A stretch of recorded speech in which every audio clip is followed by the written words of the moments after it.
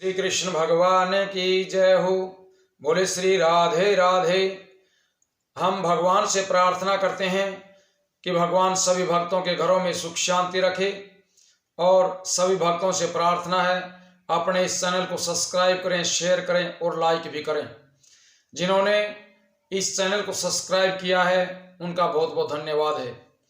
आज हम आपको श्रीमद् भागवत के तीसरे स्कंद का 23वां अध्याय सुनाते हैं, जिसमें कर्दम्ब ऋषि का पुष्पक विमान योग बल के द्वारा प्रकट करना और उसमें बैठ करके देवहूति के साथ आनंद मनाना। मैत्रेय जी बोले कि विदुर जी, देवहूति हर समय अपने पति की सेवा करने में लगी रहती थी। एक दिन वह अपने पति के सामने हाथ जोड़ करके खड़ी हुई। उसके हाथ जोड़ने का कारण यह था कि उसके मन में गृहस्थ जीवन के सुख भोगने की अभिलाषा थी। कर्दम्ब ऋषि तो उसकी सेवा और पतिव्रता धर्म से बहुत ही प्रसन्न रहते थे। उस समय उन्होंने अपने तपोबल से ये बात जान ली कि मेरी स्त्री को गृहस्थ धर्म के सुख भोगने की अभिलाषा है। ये जानकर के उन्होंने अपने हृदय में विचार किया कि इसने एक राजपुत्री होते हुए भी मुझसे अपने लिए वस्त्र आभूषण आदि की मांग नहीं की है, इसलिए इसकी कामनाओं को अवश्य पूरा करना चाहिए। ऐसा विचार करके ऋषि देवहूति से बोले कि हे राजपुत्री, मैं तुमसे बहुत प्रसन्न हूं। जो तुम्हारी इच्छा हो वो तुम मांग सकती हो। तुम अपने हृदय में ये सोच मत करना कि मैं तुझे मनो इच्छित वस्तु कहां से ला करके दूंगा। श्री नारायण भगवान की कृपा से मैं तुझे संसार की समस्त वस्तुएं दे सकता हूं। ये सुनकर के देवहूति ने मुस्कुराते हुए कहा कि नाथ, आप लोक परलोक दोनों जगह के आनंद देने वाले हैं। जब मैंने आप जैसे महापुरुष को पति रूप में प्राप्त कर लिया, तब मुझे और किस वस्तु की अभिलाषा शेष रह गई है जिससे मैं आपसे मांगूं। मेरे पिता ने आपको ऐसा महापुरुष और गुणवान समझ करके ही मुझे आपको अर्पित किया है। अब मुझे केवल एक बार गृहस्थ सुख के उपभोग करने की अभिलाषा है, क्योंकि बार बार भोग विलास करना भी उचित नहीं है। देवहूति के ऐसे वचन सुनकर के कर्दम्ब ऋषि बोले कि हे राजपुत्री, तुम धीरज धर, मैं तेरी मनो इच्छा अवश्य पूरी करूंगा। ऋषि के ऐसे प्रिय वचन सुनकर के देवहूति अपने हृदय में विचार करने लगी कि मेरे पास वस्त्र आभूषण सुख भोग की कोई वस्तु तो नहीं है, और मेरा ये शरीर भी मिट्टी और धूल से लथपथ रहता है। ऐसी हालत में मैं भोग विलास किस तरह से कर सकूंगी। जिस तरह देवहूति ने अपने हृदय में विचार किया कि उसी समय अंतर्यामी कर्दम्ब ऋषि ने उनके मन का सारा हाल जान लिया।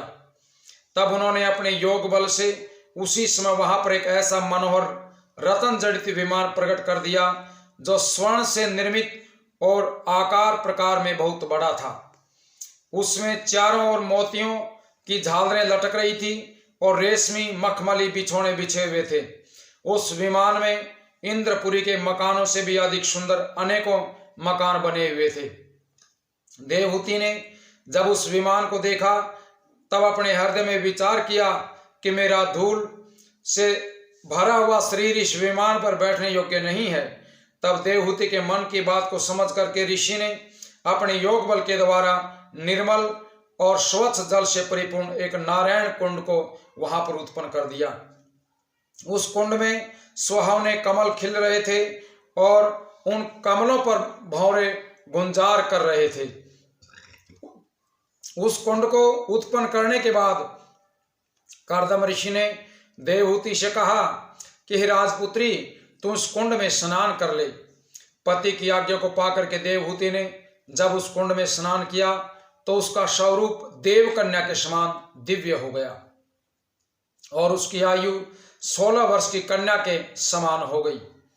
जिस समय वह कुंड से बाहर निकली, तब बहुत सुंदर वस्त्र आभूषण को पहने हुए थी। उसके साथ ही 1000 सुंदर दासियां भी, जो सुंदर वस्त्र आभूषणों से सुसज्जित थी और अपने हाथों में चंवर लिए हुए थी, उस कुंड से बाहर निकल करके देवहूति कहने लगी कि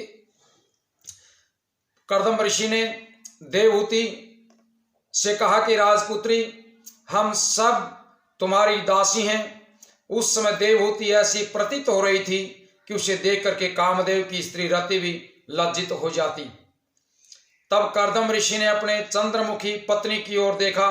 तब उन्होंने हृदय में ये विचार किया कि मुझे भी अपना शरीर ऐसा ही सुंदर बना लेना चाहिए। ऐसा निश्चय करके ज्यों ही कर्दम ऋषि ने उस कुंड में स्नान किया, त्यों ही वे अश्विनी कुमार के समान दिव्य स्वरूप युवावस्था वाले हो गए। इस प्रकार श्री नारायण जी की कृपा से जब दोनों पति पत्नी तरुण हो गए, तब वे प्रसन्न होकर के विमान में जा बैठे। समस्त दासियां भी उसमें बैठ करके अपना अपना कार्य करने लगी।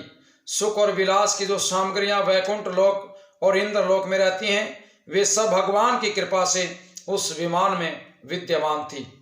हे विदुर जी, उस विमान में रह करके कर्दम ऋषि और देवहूति ने बहुत समय तक सांसारिक सुखों का उपभोग किया।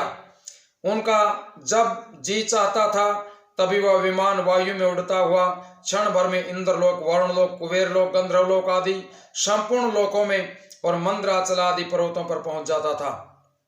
देवता तथा देव ऋषियां, देव स्त्रियां उस विमान को देख करके कर्दम जी और देवहूति के भाग्य की सराहना करती थी। इस प्रकार देवहूति के साथ भोग विलास करते हुए कर्दम ऋषि को 10,000 वर्ष व्यतीत हो गए। उस संसर्ग के कारण देवहूति के गर्भ से 9 कन्याओं का जन्म हुआ।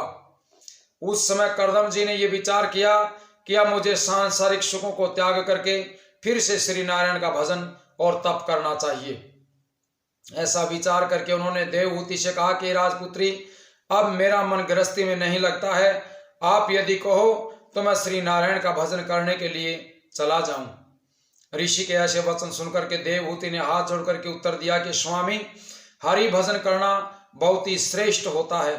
मैं भी अभी तक संसारी भोग विलास में मगन रह करके आपकी सेवा से विमुख बनी रही।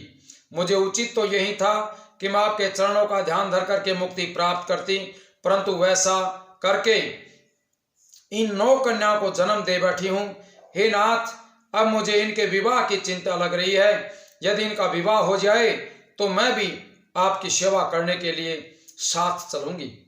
आपके पहले चले जाने से मैं इनके लिए वर कहां से ढूंढ करके लाऊंगी। देवहूति के वचन सुनकर के कर्दम ने अपने हृदय में सोचा कि श्री नारायण भगवान ने मुझे मेरे यहाँ पुत्र रूप में अवतरित होने का वरदान दिया था, किंतु वह अभी तक अवतरित नहीं हुए हैं। अगर मैं अभी से गृहस्थ आश्रम को त्यागता हूं तो ये बात पूरी नहीं हो सकेगी।